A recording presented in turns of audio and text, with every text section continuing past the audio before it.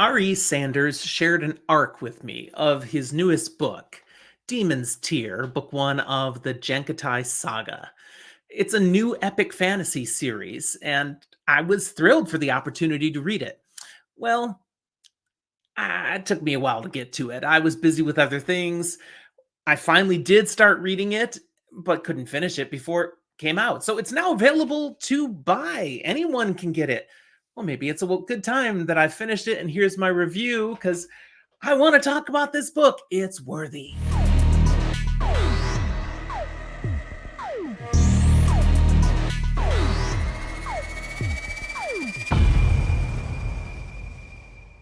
Welcome to Fantasy for the Ages, the show where her father and son talk about fantasy, science fiction, and other nerdy things we enjoy.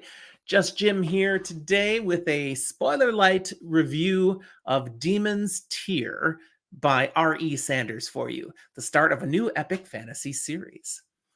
This is the same fantasy world as The Path of Blades, which I've done a previous episode on. I very much enjoyed that. Gave it a pretty strong review. This is also the same world as his novella, Tan's Last Stand. I did not catch that one, but I understand why he did that book because there's a definite tie-in into this new series, and I've met Tan. He's a character in the book. Sanders has expanded this world that he just dabbled in before. I can see he's really thought it out. He's plotted a lot of things here. Numerous countries, vast geography, different cultures. Sanders uses that geography to good advantage for his storytelling, both for explaining the differences in people, their lack of understanding of what's going on in far off places, some differences in their cultures, not even knowing some people or languages exist. And then he uses journey and distance as part of the narrative device here in his storytelling. The setting has kind of that traditional Western European medieval feel, but not specifically. I mean, we don't see specific castles and knights like we're thinking of. It's more as to how it relates to technology, travel, the weaponry, and the style of government in the various nations generally.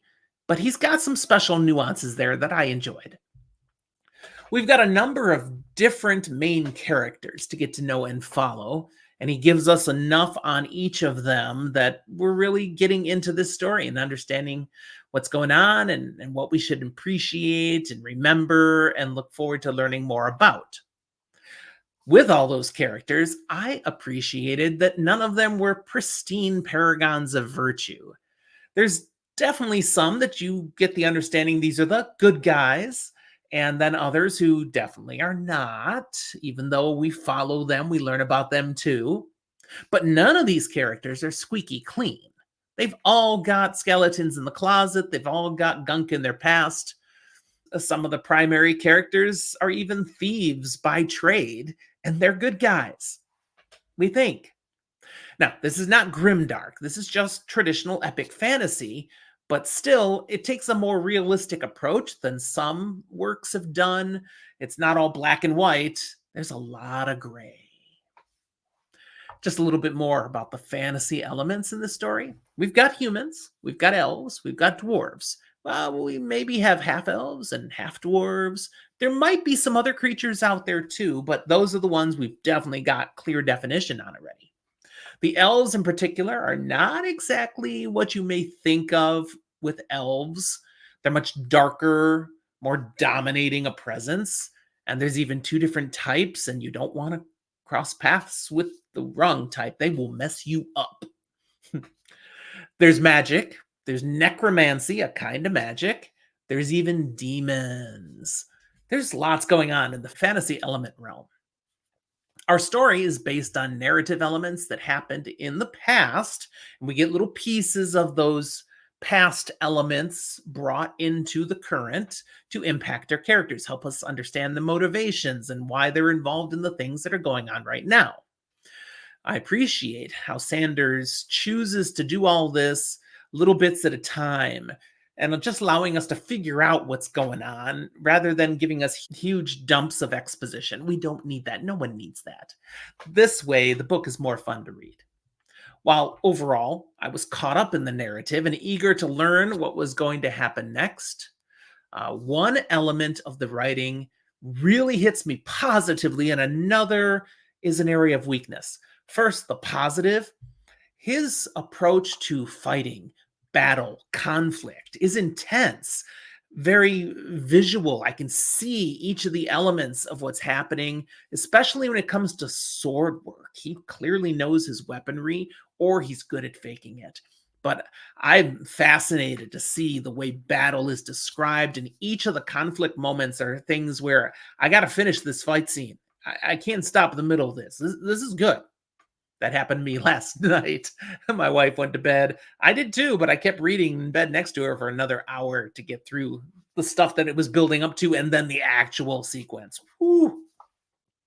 The side that's a little weaker for me is some of the dialogue between characters, particularly when things get a little more touchy-feely, when people are sharing their emotions, talking about perhaps past history and how they feel, especially between some of the women, the primary women characters.